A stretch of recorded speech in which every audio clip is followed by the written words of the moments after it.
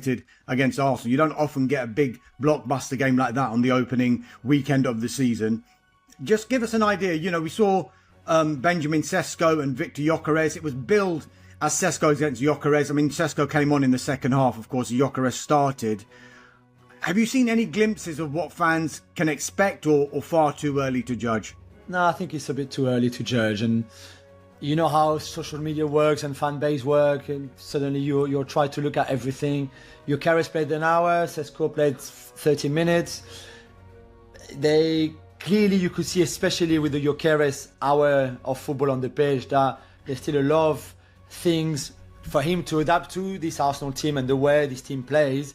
He's a player that is very comfortable in transition. For example, when Arsenal are a team that doesn't really do transitions, they like the control. They like to play at their own pace. They like when everything is in place and then they can put the attack together.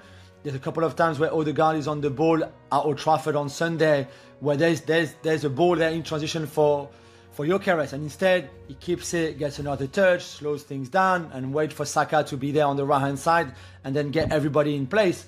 So this would change, and they would play more on Gyökeres' strength than maybe they did at Old Trafford. But that's normal. That was the first official game really that he was there.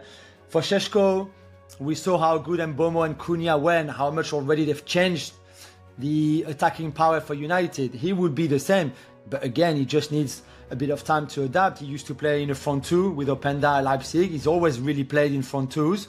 This is very different to be on your own with two number 10s behind you and wing backs around you. But I think it was interesting to hear Ruben Amorim after the game saying we need crosses in the box for Šeško, which I agree. The guy is big and strong and good in the air. I think he can also do a lot of other things than just having balls kind of like thrown at him from each wings in the box when he will face some of the best centre defenders and physical centre defenders in Europe. So let's see how United adapt to Šeško and how Šeško adapts to them, and same with Gyökeres at Arsenal. A key word, isn't it? Adapt. I want to just pick up on that because you talked about Mbeumo and Cunha making a bright start, and reasons to be optimistic there for Manchester United fans, of course.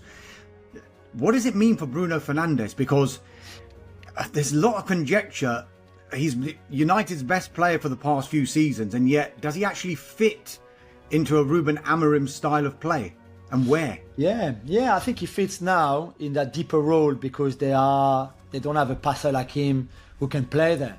Ugarte can't pass the ball. Casemiro is an okay passer, but this is not what he's there for. He's there to recover the ball, to break the opposition's attack.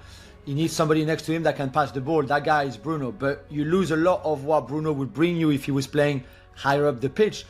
You saw the game on Sunday. He was far from the Arsenal box, far too often, really, for him to be decisive like he was in previous season. I would have Bruno playing higher up, but again, they need him badly in that deeper role in midfield, and until they find somebody else, which they might even not do. So it'd be interesting to see that. And then even if they did sign another midfielder, then it's him, Cunha and Mbeumo for the three number 10, even Mount, to be fair, who I thought was decent against Arsenal. Yeah. 4 for those two number 10 positions behind whoever the striker. I guess Cunha can be that guy, and you can play Bruno and Mbeumo behind him. You can have Šeško and Cunha and Bruno behind. There's a lot of things then that Ruben Amorim can do. At least he's got options now, and he can do different things with all the firepower he's got up front. But yeah, I love Bruno. I just think that deeper, you waste a little bit. Not waste is a bit too strong, but you prevent yourself from having all his qualities closer to the opposition box when he's going to be lethal there. But that's the way they are now. Until they find another midfielder, he has to play there alongside Casemiro.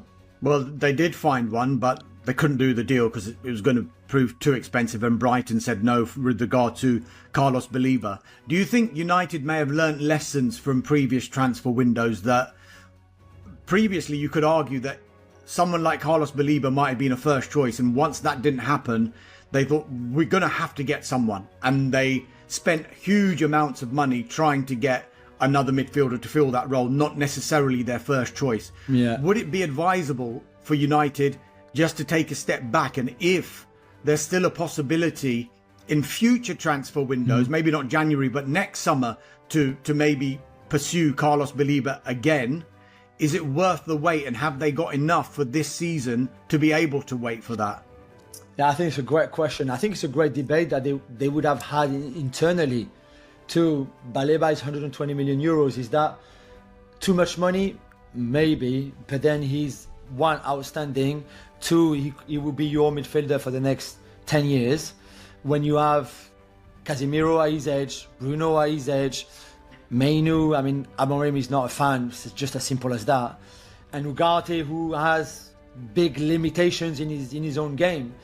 I don't know. I guess the answer, which I know is a bit a simplistic answer, but let's see who they sign. If they sign somebody that is not Baleba, and then we will see if they were right or not to pass on Baleba and sign somebody else. If they don't sign anybody, I think they're short. I think they're too short. At least they don't play in Europe this season, which is an absolute blessing for them.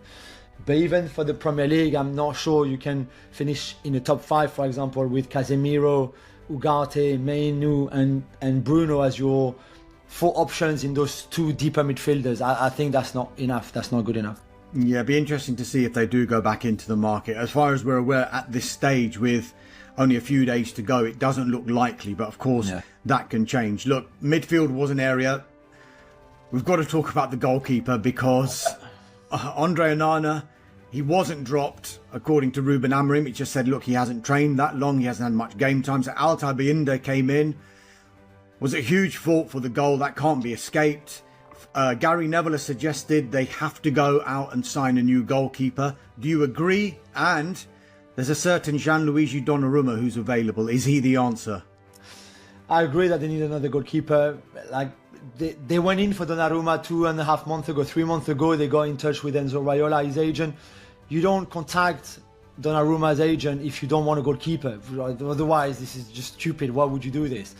So the fact that they got in touch with Donnarumma and maybe other goalkeepers or certainly their entourage shows you that they were clearly in for a goalkeeper, or certainly wanted to find out a bit more about some goalkeeper situation to see what they do. I don't think Amorim trusts Onana at all.